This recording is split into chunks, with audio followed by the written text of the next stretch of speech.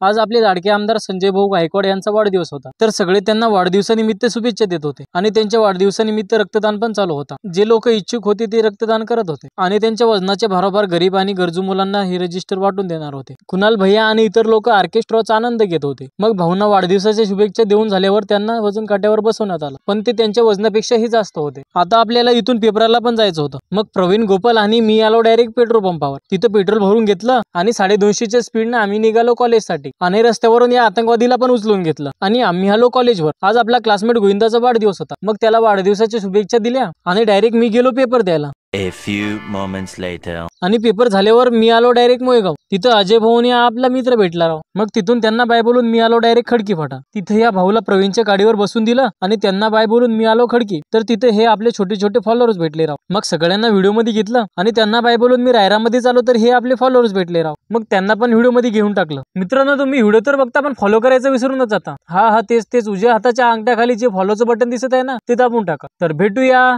समोरच्या व्हिडिओ मध्ये।